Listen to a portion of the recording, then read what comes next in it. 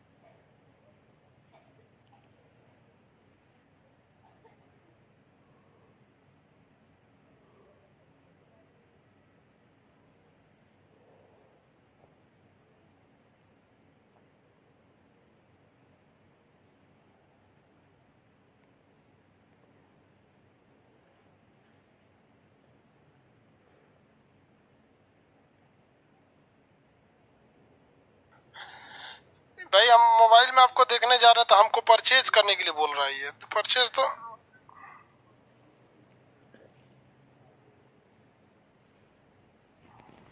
यार ये हम ही को परचेज करने के लिए बोल रहा है।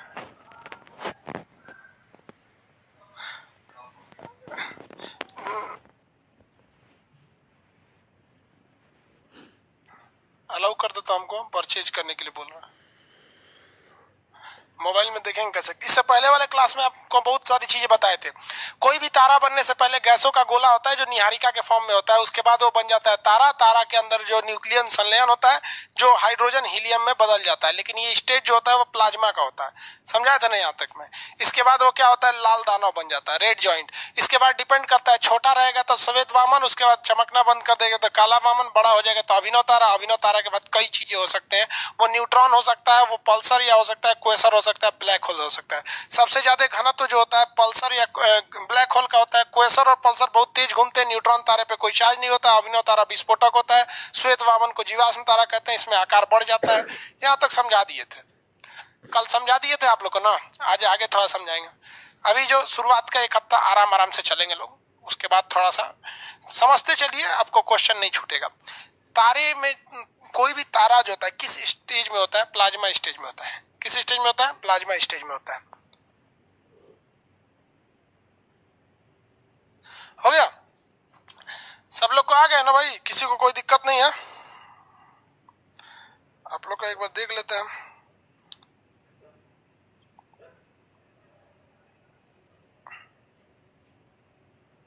हो गया,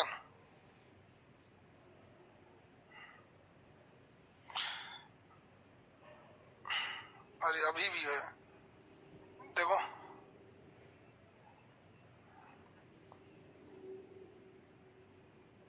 चलिए देखिए, आज आपको हम बताते हैं आकाश गंगा के बारे में। आकाश गंगा, ब्रह्मांड किसे कहा जाता है, यूनिवर्स। आप अगर यूनिवर्स की बात करेंगे तो आंख उठाइए, जितना चीज दिख रहा है सबका सब ब्रह्मांड है। आंख उठा के जितना चीज देखेंगे सबका सब ब्रह्मांड है। ब्रह्मांड बहुत असंख्य चीज है, ब्रह्मांड को कोई कल्पना ही नहीं कर सकता है। ब्रह्मांड असंख्य चीज होती है, इसकी कल्पना करना भी मुश्किल हो जाता है। ब्रह्मांड में तारे होते हैं, सबसे ज्यादा ब्रह्मांड में अगर कुछ है तो तारे हैं। असंख्य तारे हैं, उन तारों की समूह को हम लोग कहते हैं आकाश गंगा। क्या कहेंगे, आकाश गंगा। ये आकाश गंगा है। वैसे ही कई सारे आकाश गंगा होते हैं। ये भी आकाश गंगा है। कोई कहेगा तारों के समूह को क्या कहा जाता है, तो आकाश गंगा कहा जाता है। इसमें 100 अरब तारे होते हैं।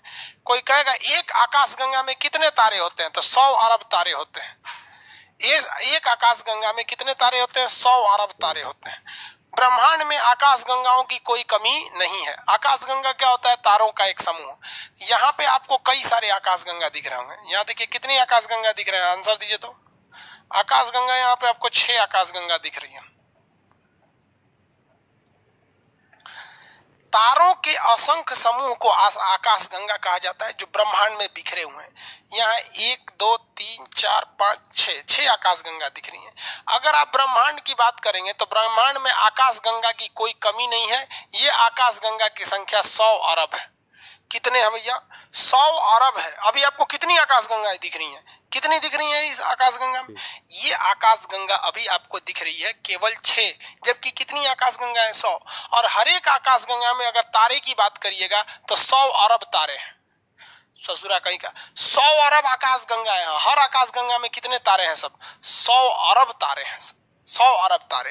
तो इंग्लिश में आकाश गंगा को हम गैलेक्सी कहते हैं। इंग्लिश में क्या कहते हैं, गैलेक्सी। तो एक ये गैलेक्सी, एक गैलेक्सी, ये गैलेक्सी, ये गैलेक्सी, टोटल कितनी गैलेक्सी दिख रही है, 6 गैलेक्सी दिख रही है। ब्रह्मांड में तारों के असंख्य समूह को आकाश गंगा या गैलेक्सी कहते हैं। इसी एक आकाश गंगा में हमारा कोई अपना एक सूरज होगा। ये सब तारे हैं सब। सूरज भी क्या है भाई, सूरज भी एक प्रकार का तारा है। इसी आकाश गंगा में कोई एक हमारा सूरज अपना तारा होगा। और इसमें कौन सा तारा है भाई, तो किसी ना किसी एक में हमारा सूरज होगा। समझ में आया कि नहीं आ गया?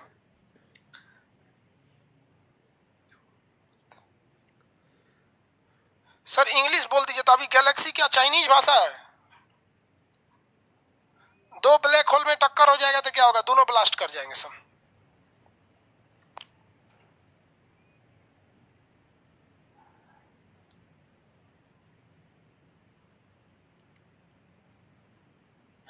देखिए बहुत ध्यान से, वो कह रहा है सर बीपीएससी मेंस का तैयारी करा दीजिए। हम हाथ पकड़ के तैयारी करवाएंगे रे बबुआ, यही सब पूछेगा, पढ़ लो हो जाएगा। तू लोग लुटाने के लिए यही किया है, हाथ पकड़ के तैयारी कराएंगे हम आपका। ये सारी की सारी चीजें क्या है, गैलेक्सी है। इसमें किसी एक गैलेक्सी में हमारा अपना सूर्य होगा। कोई एक ऐसी गैलेक्सी होगी जिसमें हमारा अपना सूर्य होगा। मान लीजिए कि हमारा सूर्य इस गैलेक्सी में है, तो ये हमारा सूर्य है भाई, हमारा ये वाली गैलेक्सी सूर्य है। इसमें हम रेड कलर का कर दिए, ये हमारा सूर्य है। छोटा सा है, हम बड़ा कर दिए ताकि आपको दिखाई दे। ये सूर्य है हमारी एक गैलेक्सी में। तो आप बताइए ये जितनी गैलेक्सी हैं, 1 2 3 4 5 6, इन 6 गैलेक्सी में हमारे लिए सबसे इंपॉर्टेंट गैलेक्सी कौन है? हमारे लिए सबसे इंपॉर्टेंट गैलेक्सी कौन हो जाएगा? आंसर देंगे तो इन 6 गैलेक्सी में हमारे लिए सबसे इंपॉर्टेंट गैलेक्सी कौन होगा? नूपुर पांडे 1.4 यूनिट क्या होता है? बेवकूफ कल समझाए थे, चंद्रशेखर सीमा होता है। 3 नंबर महत्वपूर्ण है। देखो बाबू आप लोग को एक बात बताते हैं, आप कोई क्वेश्चन पढ़ने से पहले एक बार याद रखिएगा प्रीवियस क्लास किए रहना चाहिए, वरना डायरेक्ट आके मत पूछा कीजिए बेवकूफ की तरह। हम मुंह में से नहीं है कि पहला दूसरा क्लास है तो आपको बाबू भैया कह के समझाएंगे, पीट पाट देंगे हम। ऑफलाइन रहते तो छूट देते हम। मेरे लिए जरूरी, हम आपको मेहनत से पढ़ाते हैं, आप भी मेहनत करके पढ़िए। कल का क्लास किए नहीं और आज आके कर रहे सर 1.44 यूनिट क्या है। कोई गधा है जिसको ये समझ में नहीं आया हो, जो कल का क्लास किया और उसे ये नहीं पता 1.44 क्या है। अरे ज्योग्राफी में 1.44 सीनते सीधे मारिए चंद्रशेखर सीमा, ऑप्शन बी पर लिखा रहता है। 3 नंबर जरूरी है। क्यों जरूरी है भाई? 3 नंबर इसलिए जरूरी है क्योंकि हम उसी में रहते हैं, हम इसी में रहते हैं 3 नंबर। अब एक बात बताइए, ये सिद्धांत है दुनिया का कि जो हमारे लिए जरूरी है हम उसका अलग नाम रखते हैं। जैसे दूसरे के घर को हम हाउस कहते हैं, लेकिन जिस घर में हम रहते हैं उसे हम होम कहते हैं। समझ में आया कि नहीं? दूसरे के घर को हाउस कहते हैं, your house, this house, that house, but हम अपने घर को कभी हाउस नहीं कहते हैं, हम होम कहते हैं। तो जो हमारा रहता है हम उसे अलग नाम से बुलाते हैं। ये जरूरी है कि मानते हैं कि ये सब के सब क्या है, सब गैलेक्सी है सब। ये सब के सब क्या है, सब गैलेक्सी। हिंदी में क्या कहेंगे, आकाश गंगा है सब। 100 अरब आकाश गंगा है, गिन नहीं सकते हैं 100 अरब इतनी होती है। लेकिन उन 100 अरब आकाश गंगाओं में एक ऐसी आकाश गंगा है जिसमें हमारा अपना सूर्य है, इसलिए हम सूर्य के चारों ओर चक्कर लगाते हैं। तो अगर कहा जाएगा कि हम कहाँ हैं तो हम इसी 3 नंबर वाली आकाशगंगा में रहते हैं, इसलिए इस आकाशगंगा का नाम मंदाकिनी रख दिया गया। क्या नाम रखा गया? मंदाकिनी। इस 3 नंबर को क्या कहते हैं? मंदाकिनी। मंदाकिनी। हम बताइए हमारी आकाशगंगा का नाम क्या है? मंदाकिनी नाम है। क्या है? मंदाकिनी। सीबीएसई वाला इसको मंदाकिनी नहीं कहता है, मिल्की वे कहता है। क्या कहेगा? मिल्की वे। मिल्की वे। तो हम किस आकाशगंगा में रहते हैं? हमारी आकाशगंगा का नाम मंदाकिनी है। क्वेश्चन पूछेगा क्या हमारी मंदाकिनी आकाशगंगा है? क्या दिक्कत है? नहीं समझ में आया? हमारी भैया बतिया तो बराबर है, ये आकाशगंगा का नाम अलग है बस ना। हम कौन सी आकाशगंगा में रहते हैं? मंदाकिनी नामक आकाशगंगा में रहते हैं। इसका मतलब हमारी मंदाकिनी आकाशगंगा है, लेकिन सभी की सभी आकाशगंगा मंदाकिनी नहीं है। सभी की सभी मंदाकिनी आकाशगंगा नहीं है। समझ में आ गया कि नहीं आ गया? किसी को कोई दिक्कत है? आगे बढ़ जाओ। किसी को दिक्कत नहीं ना? तो हम किस में रहते हैं? मंदाकिनी नामक आकाशगंगा। मंदाकिनी को इंग्लिश वाले मिल्की वे कहता है। अब हिंदी मीडियम वाला को खखोरने की आदत है। मिल्क मतलब होता है दूध, तो इसका नाम रख दिया गया दुग्ध मेखला। मेखला ससुरा एकरे हिंदी कर दिया दुग्ध मेखला। भाई एगो हिंदी तो पहले ही था, फिर एगो हिंदी कर दिया, इसलिए हिंदी मीडियम वाला चौपट हो जाता है। 8 गो तो नाम रखता है सब। पैर, गोड़, ठेहुना। इंग्लिश मीडियम वाला एक बार बोलेगा लेग, काम खत्म, उसका हो गया। हिंदी वाला दो को नाम रखता है। मस्तिष्क, दिमाग। इंग्लिश वाला आएगा कहेगा एक गो बस ब्रेन। हिंदी वाला पेट, आमाशय, उदर। ससुरा 3 गो नाम रखेगा। इंग्लिश वाला आएगा स्टोमक, काम खत्म। इसलिए इंग्लिश वाला कम पढ़ के तेज निकल जाता है सर। सीबीएसई बोर्ड वाला वहां समझ में आया कि नहीं? हिंदी मीडियम वाला रगड़ते रह जाता है सर। तो इसी को हम कहते हैं मंदाकिनी, मिल्की वे, दुग्ध मेखला कहते हैं। भाई साहब तारों की संख्या ब्रह्मांड में तो कोई गिन ही नहीं सकता है। हमारी एक मंदाकिनी में यानी एक आकाशगंगा में 100 अरब तारे हैं, और ऐसी ऐसी आकाशगंगाओं की संख्या 100 अरब है। कितना है? 100 अरब है। आपको एक एग्जाम्पल के तौर पे समझाते हैं ताकि आपका दिमाग थोड़ा खुले, और जरा आप कल्पना कीजिए कि ये ससुरा मंदाकिनी होता कितना बड़ा है। ये मंदाकिनी है, बहुत बड़ा बड़ा गोला पड़ा हो गया। ये क्या है? मंदाकिनी है। ये मंदाकिनी है तो इसका मतलब कंफर्म कि सूरज इसी में होगा। अरे और बहुत सारे आकाशगंगा है सर, लेकिन इसमें मंदाकिनी है तो सूरज यहीं पे होगा। तो अब आपको बताते हैं सूरज जो है अपनी आकाशगंगा, सूरज जिस आकाशगंगा में रहता है उस आकाशगंगा का नाम क्या है? मंदाकिनी। उस आकाशगंगा का नाम क्या है? मंदाकिनी। उस मंदाकिनी में ये सबसे साइड में है, और ये इसका चक्कर लगाता है। क्या करता है? चक्कर लगाता है। तो सूर्य भी चक्कर लगा रहा है किसका? अपनी मंदाकिनी का। ये छोटा बड़ी धीमा चक्कर लगाता है। कितने लोग बता सकते हैं कि हमारी पृथ्वी जिसमें हम रहते हैं वो सूर्य का चक्कर कितने दिन में लगाती है? हमारी पृथ्वी सूर्य का चक्कर, एक चक्कर पूरा कितने दिन में लगा देती है? इतना तो लोल नहीं होगा, सब आंसर दे ही देना चाहिए। कितने दिन में लगा देती है? अरे आंसर तो भाई 365 दिन में। ठीक है, एक दिन में कौन बोल रहा है? दीपक पटेल जी। कहा भाई सरदार पटेल का नाम डुबाएंगे आप? एक दिन में तो हम अपनी जगहिया पे घूमते हैं। समझ में आ गया नहीं आ गया? उस सूर्य का चक्कर थोड़े लगाता है, हम अपना चक्कर लगा 365 दिन में चक्कर लगा लेता है। लेकिन ये जो सूर्य है ये चोटा इतना कोढ़िया है कि ये इसका चक्कर लगाता है 25 करोड़ साल में। देखिए इस कोढ़िया को 25 करोड़ साल में चक्कर लगाता है। हद है भैया। अगर सूर्य को अपना हैप्पी बर्थडे 1 साल बनाना है अगला साल में, तो 1 साल के बाद अगला साल आएगा 25 करोड़ साल बाद। इतना बड़का ये सूर्य कोढ़िया है। ये कितने स्पीड से घूमता है आपको पता है? ये कोढ़िया कितने स्पीड से घूमता है? तो 250 किलोमीटर प्रति सेकेंड। अब अंदाजा लग गया कि भैया कोढ़िया नहीं है, ये इतना बड़ा है। ये है तो चूरा आकाशगंगा जिसमें हम रहते हैं, आकाशगंगा की तो कोई कमी नहीं है। एक चक्कर पूरा करने में 25 करोड़ साल लगता है, जबकि इसकी स्पीड जो होती है वो क्या होती है? 250 किलोमीटर प्रति सेकंड। 250 किलोमीटर प्रति सेकंड। सोचिए कितना भयानक होता है। अगर एक राज्य की बात करेंगे, स्पेशली अगर बिहार का, तो 1 सेकंड में आर पार बिहार। राजस्थान की बात करेंगे 2 सेकंड में राजस्थान आर पार, खत्म कहानी। इतना खतरनाक होता है, इतनी स्पीड से। अब आप साइज का अंदाजा लगा लीजिए। इसीलिए हम जब भी आपसे बोलेंगे एस्ट्रोनॉमी में कुछ समय की बात, तो कुछ समय का मतलब सीधे आप समझिए करोड़ साल बाद। यानी सूर्य को हैप्पी बर्थडे कितने साल बाद आता है? 25 करोड़ साल बाद। इसे हम लोग कहते हैं cosmic year. Cosmic year cosmic year कितने साल का होता है? 25 करोड़ का होता है। लेकिन हम लोग किसका चक्कर लगाते हैं? सूर्य का, तो उसे हम लोग सोलर ईयर कहते हैं। हम लोग तो सूर्य का चक्कर लगाते हैं, तो सोलर ईयर 365 दिन का होता है, सोलर ईयर 365 डेज का होता है। जबकि कॉस्मिक ईयर कितने साल का होता है? 25 करोड़ साल का। आइडिया लग गया आप लोग को कितना बड़ा है कितना छोटा है? दिमाग काम कर रहा है ना? 2500 लिख दिए क्या? 250 किलोमीटर प्रति सेकंड होता है जी।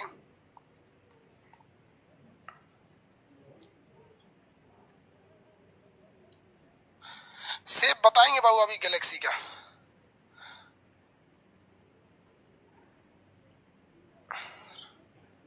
आज बायो का पूरा क्लास नहीं चल पाया था इसलिए पूरा नहीं। सब ऑप्शन बी ही होता है सर क्या?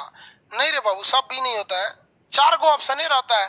तू जो बैच में उसका ऑप्शन बी होता होगा बाबू। तोरे जिला की जितनी जनसंख्या है ना उतना लड़का को हम पढ़ा चुके हैं, समझे?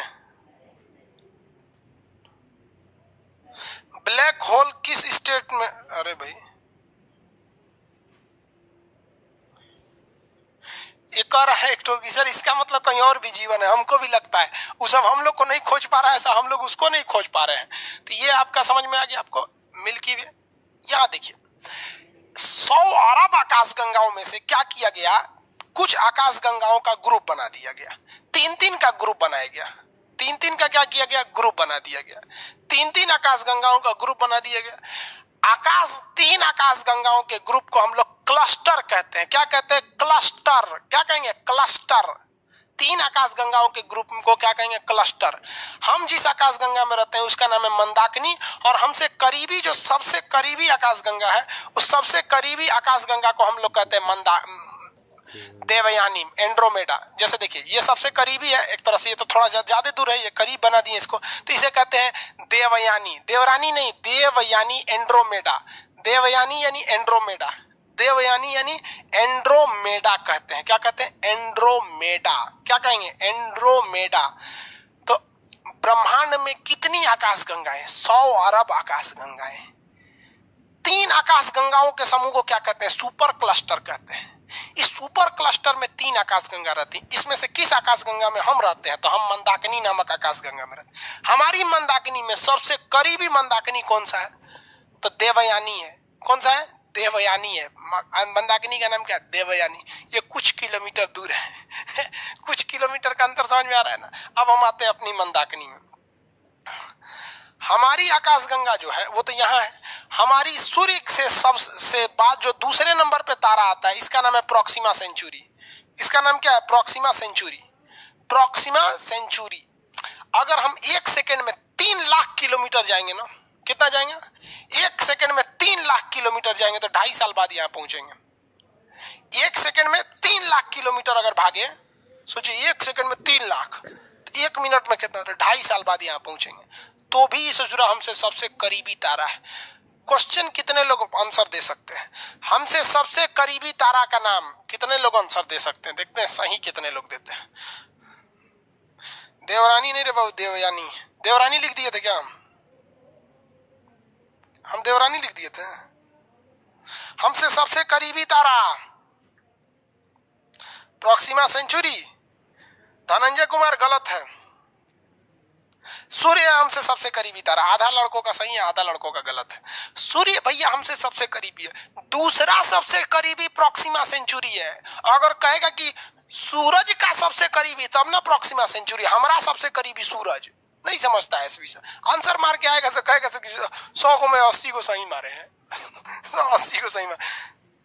हमसे सबसे करीबी तारा सूर्य, सूर्य का सबसे करीबी प्रोक्सिमा सेंचुरी, और ये मंदाकिनी नामक आकाश गंगा का सबसे करीबी आकाश गंगा तो एंड्रोमेडा यानी देवयानी। एंड्रोमेडा यानी देवयानी। समझ में आया कि नहीं आ गया? देखो भैया सबसे करीबी तारा सूर्य, सूर्य का सबसे करीबी प्रोक्सिमा सेंचुरी, इस पूरी आकाश गंगा का सबसे करीबी आकाश गंगा देवयानी यानी एंड्रोमेडा। 3 आकाश गंगाओं के समूह को सुपर क्लस्टर कहिए या क्लस्टर कहिए। 1 नंबर सन, 2 number Proxima Centauri. Very good. उल्टा पुल्टा कौन है भाई? एक तो लड़का का नाम है उल्टा पुल्टा। कैसे उल्टा हुआ था क्या ये? ये सब बुखार झाड़ता है, जो उल्टा होता है सब, चिली कुलिक समा जाता है तो झाड़ता है, नाम लिख ले उल्टा पुल्टा।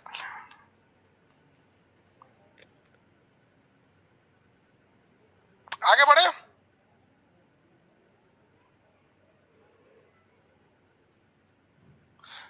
आगे देखते हैं हम लोग।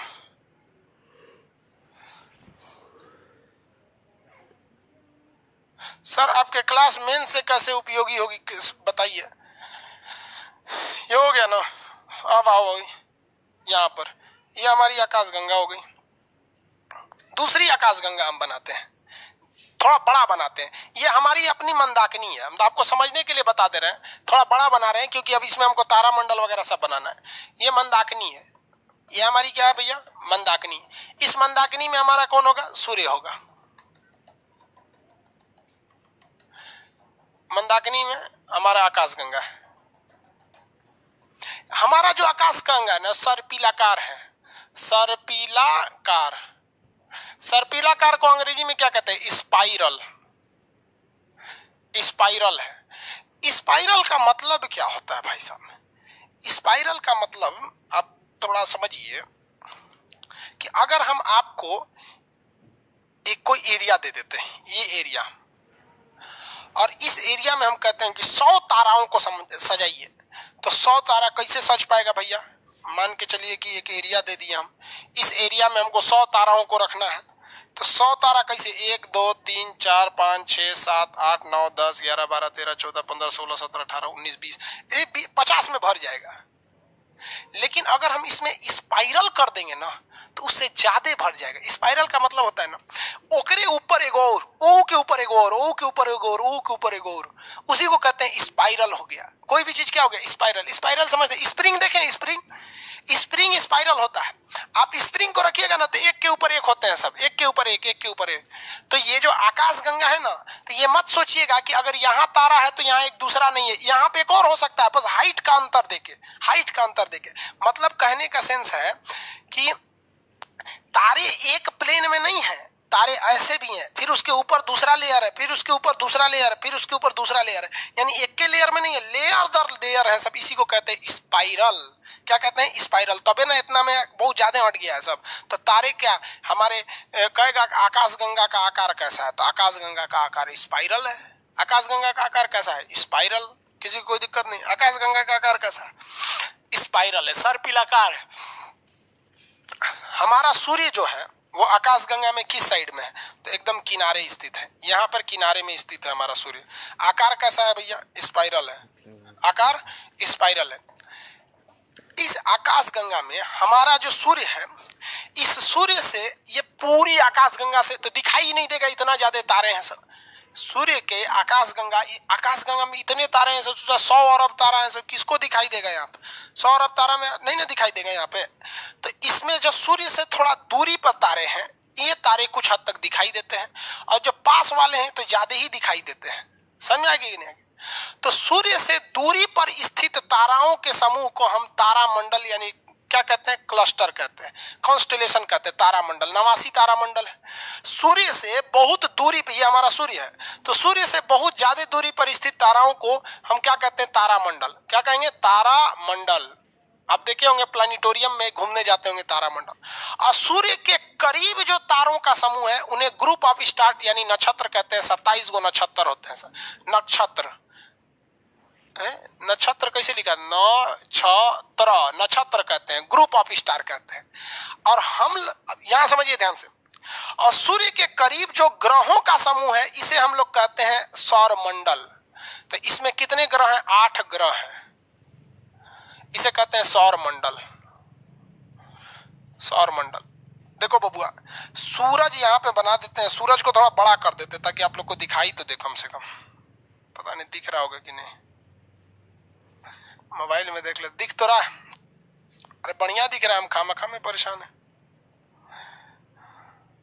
देखो भाई, सर कुछ तारे चलते हैं, कुछ नजर आते हैं। बेवकूफ कहीं का, रात में तुम जहाज देख लिया है। हाँ, जैसा हम नोट्स यूज कर रहे हैं सर, वो नोट्सवा स्पाइरल है, इसका नोट्सवा स्पाइरल है। अच्छा बात है भाई। देखिए, सूर्य के एकदम करीब जो ग्रह हैं उनकी संख्या 8 है। इन्हें हम सौर मंडल कहते हैं। इसी 8 में एक हमारा पृथ्वी है।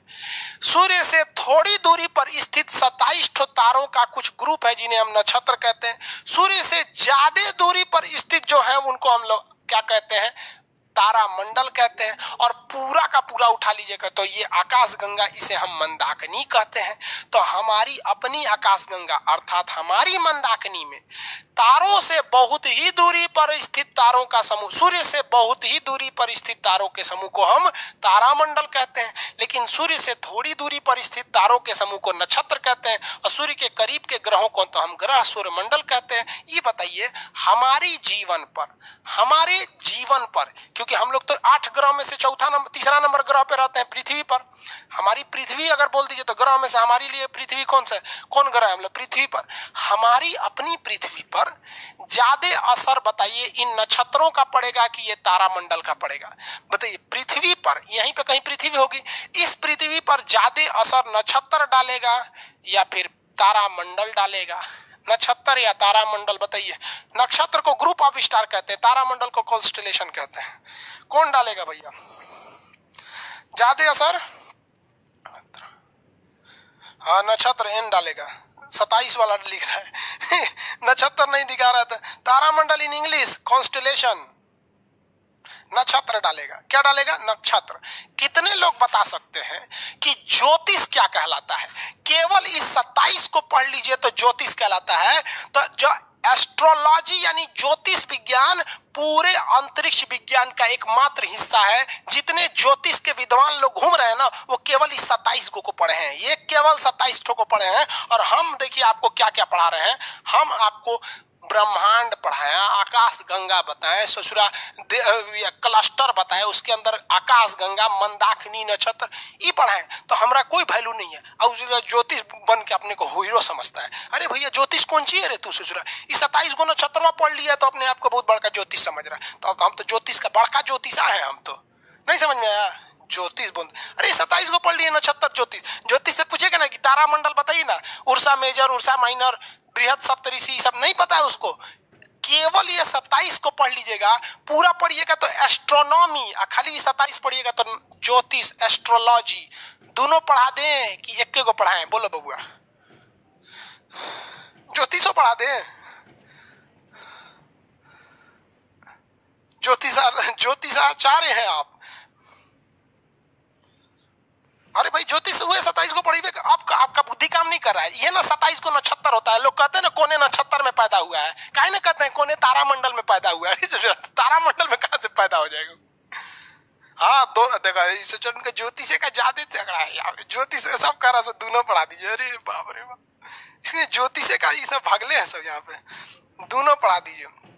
हाँ ज्योतिष में बता देंगे कि किस नक्षत्र में पैदा होंगे तो आपको लड़की उड़की बड़ी पसंद कर सकेंगे। सर वृषभान में अगर पैदा होंगे ना, वृषभान नक्षत्र में, तो लड़की सब बहुत आपको लाइन मारेगी। सब समझ में आ गया कि नहीं? वृषभान नक्षत्र लड़कियों के लिए बड़ी लाइन मारते हैं। उस सबको लड़की देखते दीवाना हो जाती है। सबको वृषभान में हम बता देंगे कौन कौन वृषभान का होगा, पता कर लीजिएगा कौन कौन वृषभान का, उसको लड़की बड़ी पसंद करते हैं। कृष्ण भगवान वृषभान राशि के थे। आप पढ़िएगा गाना में, वृषभान दुलारे। कृष्ण भगवान को लोग वृषभान दुलारे किसको बोला जाता है? कृष्ण भगवान को बोला जाता है ना। पूरा वृंदावन वाला गोपी सब कृष्ण भगवान के पीछे थी सब यहाँ पे। अरे बाप रे, सब देखो, सब कर रहा, देखो सब मना रहा है। हम वृषभान के निकले रे पगला।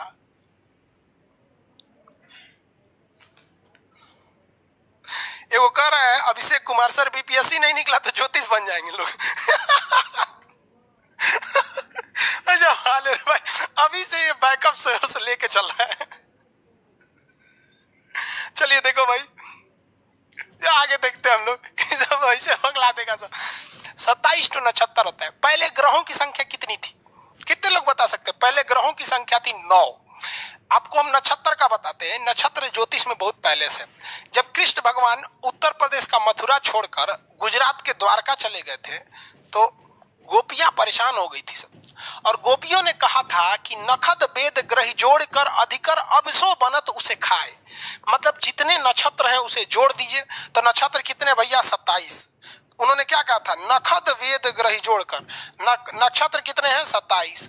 वेद कितने हैं? 4, ऋग्वेद, सामवेद, यजुर्वेद, अथर्ववेद। 4। नखद वेद ग्रह, ग्रह कितने हैं? तो उस समय ग्रहों की संख्या 9 थी भैया। आज ना 2006 में 8 हो गए सब। तो नखद मतलब नक्षत्र, वेद ग्रह ही जोड़िए तो सब जोड़िए तो कितना हो गया? 40 हो गया। 40 ना हो गया जी? 27 4 31 40 अधिकर। अब इसको आधा कीजिए, 40 का आधा करेंगे 20।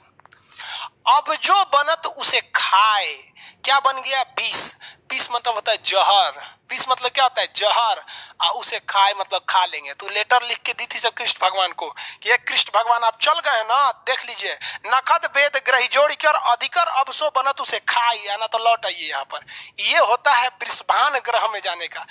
पगला जाती है सब। तो कुछ कुछ लड़का सबको देखिएगा ना, वो नखद वृषभान का होता है तो ओकरे याद में लड़की सब इसे ब्लेड से काट लेती हैं सब। Oh my God, if you will not return that I will cut my all arteries and veins because I true love you. दूर ससुरा का। सच्चा प्यार इंसान की जिंदगी बर्बाद कर देता है। अगर जिंदगी बनाना है तो याद रखिए, या तो प्यार कीजिए नहीं, या तो ओनली टाइम पास, अदरवाइज आपकी लाइफ खराब हो जाएगी। लड़की छोड़ के जाना मतलब सौभाग्यशाली। जिस जिस को लड़कियों ने लात मारा वो बहुत आगे चला गया है। समझ में आ गया कि नहीं गया? लड़की छोड़ के जाने से कुछ नहीं होता है। लड़की है ससुरी, ऑक्सीजन थोड़े है कि चल जाएगी तो मर जाएंगे आप लोग। हटाइए उनसे। समझ में आ गया कि नहीं? कौन कौन क्या क्या बोल रहा है भाई?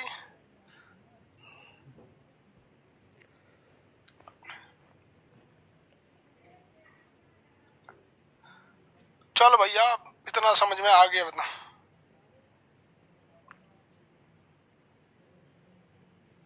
शैलेश कुमार कह रहे प्यार हो जाता है। हो जाता है, जिसके पास टाइम रहता है उसी को होता है। जिसको टाइम नहीं, उसके पास फुर्सतें नहीं है, प्यार हो जाता है। बचपना है ये। इतना तो समझ में आ गया आप लोग को? किसी को कोई दिक्कत नहीं है? सूर्य प्रोक्सिमा सेंचुरी वगैरह में हम लोग किसमें रहते हैं? मंदाकिनी, देवयानी इत्यादि में रहते हैं लोग। तो ये आकाशगंगा। तो हम आपको क्या बताए थे? तारा कैसे बनता है, फिर तारों के समूह हो जाते हैं, फिर कैसे कैसे हो जाता है, फिर बिग बैंग थ्योरी वगैरह, ये सारी चीजें आते रहते हैं आपको। ये सब के बारे में आपको पढ़ना है, A to Z। आगे बताएं आपको तारामंडल वगैरह, आकाशगंगा के बारे में सब बताएं। ब्रह्मांड क्या चीज हो जाएगा भाई? तो नक्षत्र वगैरह तो होते हैं सब भाई। ज्योतिष किस पर स्थित है? तारामंडल पे कि नक्षत्र पे? ज्योतिष किस पर स्थित है भाई? ज्योतिष तारामंडल पे नहीं है, नक्षत्र पर स्थित है। यहाँ देखो भाई, ये पूरा का पूरा जो बोर्ड देख रहे हैं ना, ये पूरा का पूरा क्या है? ब्रह्मांड है। इस ब्रह्मांड में क्या आते हैं? सब आकाश गंगा आते हैं। ब्रह्मांड के अंदर पहले तो क्लस्टर आएंगे सर, खैर क्लस्टर की कोई दिक्कत नहीं। आकाश गंगा, उस आकाश गंगा में तारामंडल आएंगे सर। यहां हम बना देते हैं। देखो भाई, अगर हम आपको सिलोइज में पढ़ाएंगे ना, हम पढ़ाएंगे नहीं, लेकिन सिलोइज में क्या होता है कि वेन डायग्राम की तरह बनाया जाता है उसमें। तो इसमें सबसे पहले क्या आएगा? ब्रह्मांड। सबसे बड़ा चीज क्या होता है? ब्रह्मांड। इस ब्रह्मांड के अंदर अगर आप देखिएगा तो इस ब्रह्मांड के अंदर क्या आएंगे सब? असंख्य आकाश गंगा आएंगे सब। आकाश गंगा, आकाश गंगाओं की संख्या बहुत ज्यादा है। असंख्य आकाश गंगा आएंगे। उस आकाश गंगा के अंदर जाएंगे तो तारामंडल आएगा। तारामंडल। इस तारामंडल के अंदर आएंगे तो नक्षत्र आएगा। क्या आएगा? नक्षत्र आएगा। इस नक्षत्र के अंदर आएंगे तो सौर मंडल आएगा। सौर मंडल आएगा। सौर मंडल के केंद्र में कौन आएगा? सूर्य आएगा। कौन आएगा? सन आएगा।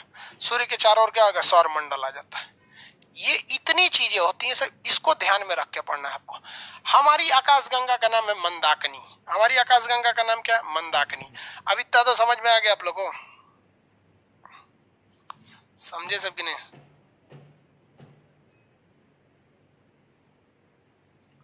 नक्षत्र ग्रुप ऑफ स्टार आकाशगंगा का चक्कर लगाते हैं। सूर्य किसका चक्कर लगाता है? आगे बढ़े। सूर्य किसका चक्कर लगाता है? अंदर आंसर बताइए फटाफट। सूर्य किसका चक्कर लगाता है?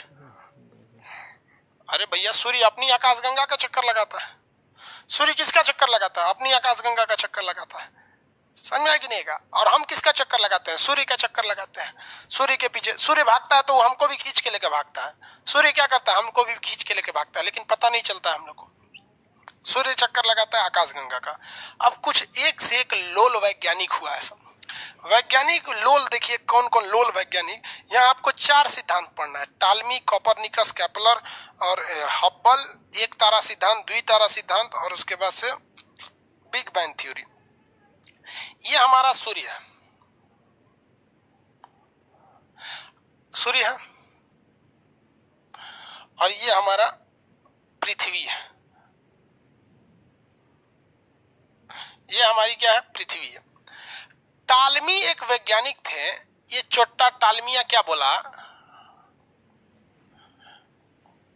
टालमी बोलता है ना कि हमारी पृथ्वी स्थिर है, हमारी पृथ्वी स्थिर है, सूर्य हमारी पृथ्वी का चक्कर लगाता है, इसीलिए तो सूर्योदय और सूर्यास्त होता है।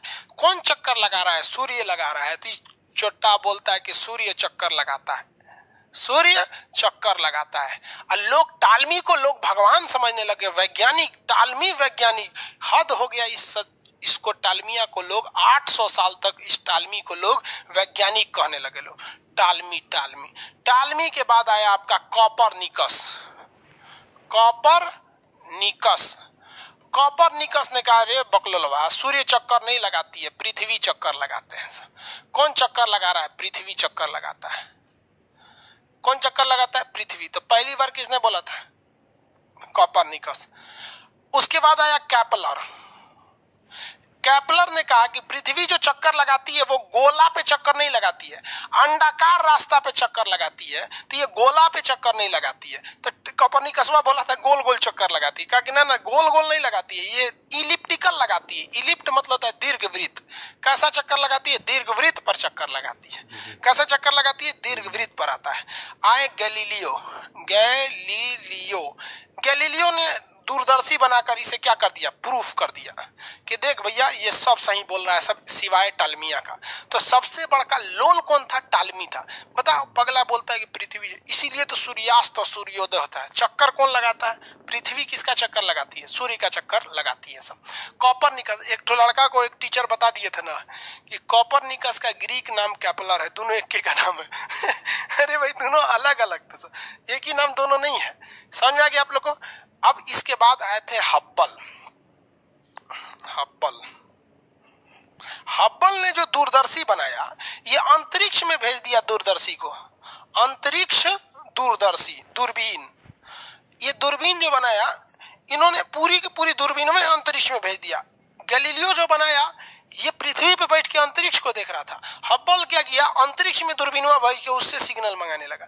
तो कहेगा हब्बल क्या है, तो हब्बल एक टेलीस्कोप है, जिस टेलीस्कोप की मदद से हम पृथ्वी पर रहते हुए भी अपनी आकाशगंगा को देख सकते हैं। और उससे देखने के बाद पता चला कि सारे तारे एक दूसरे से दूर जा रहे हैं, अर्थात ब्रह्मांड का आकार अभी बढ़ रहा है।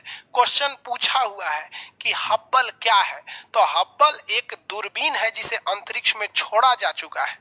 इस दूरबीन का निर्माण एडविन हब्बल नामक खगोलवेता के नाम पर पड़ा है।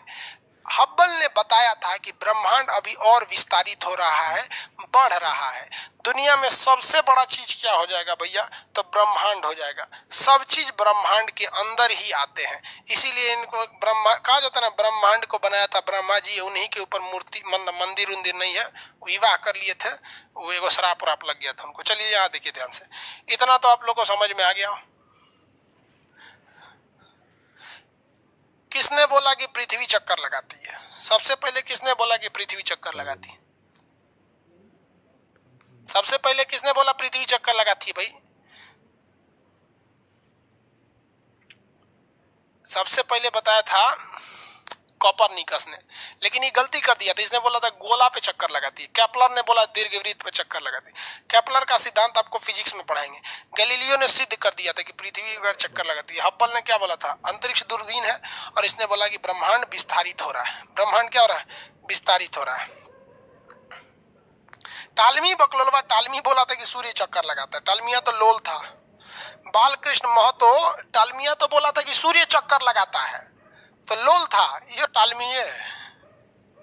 कोपरनिकस, कई को कॉपरनिकस लिखने नहीं आ रहा है ना, तो दू लिख दिया है। कॉपरनिकस की जगह पे दू।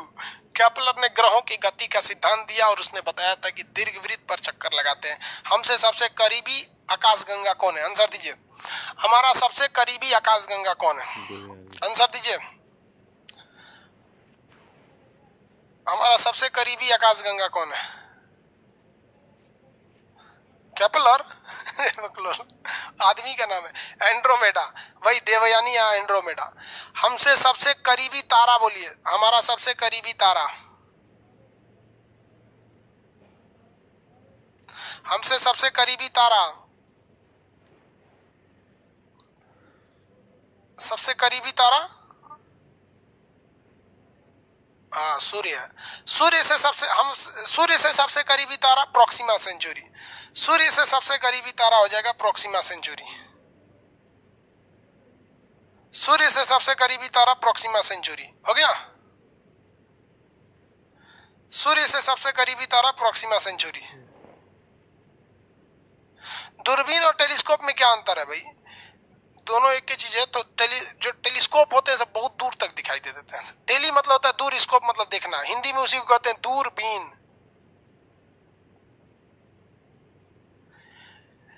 नक्षत्र में कितने तारा समूह होते हैं? नक्षत्र की टोटल संख्या बताएंगे। नक्षत्र की टोटल संख्या, नक्षत्र की टोटल संख्या, नक्षत्र की टोटल संख्या 27। तारामंडल की संख्या 89, 89 तारामंडल है। तारामंडल की संख्या 89 है।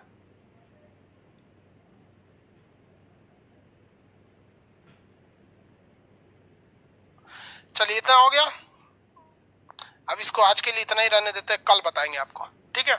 अब ज्योतिष वगैरह सब पढ़ने के लिए रेडी रहिए। ज्योतिष में ईवी ज्योतिष वगैरह, ज्योतिष तो सिंपल है यार, तो हम आपको पढ़ाइए देंगे। ज्योतिष सिंपल है, E27 को पढ़ा देंगे तो ज्योतिष हो जाएगा। जब ज्योतिष पढ़ लीजिएगा ना सब समझ में आ जाता है आप लोग को। ज्योतिष में कहते हैं ना कि शनिचर के दिन बाल नहीं कटवाना चाहिए, समझ में गया? आपको कंसेप्ट नहीं पढ़ाता है। शनिवार के दिन किसी भी काले चीज को नहीं मिटाना चाहिए, क्योंकि नक्षत्र में सबसे खतरनाक आपके ग्रह में शनि भगवान आते हैं, क्योंकि नक्षत्र सीधा देखता है ग्रहों को और ग्रह देखता है पृथ्वी पर। तो जैसे कहते हैं शनिवार के दिन कोई भी काले चीज को नहीं मिटाना चाहिए, क्योंकि शनिवार के दिन अगर काले चीज को मिटा देंगे तो शनि भगवान गुस्सा हो जाते हैं। समझ में आ गया कि नहीं आ गया? किसी को कोई दिक्कत नहीं है? आगे बढ़े, चलिए नेक्स्ट क्लास कल करेंगे। आज के लिए इतना ही।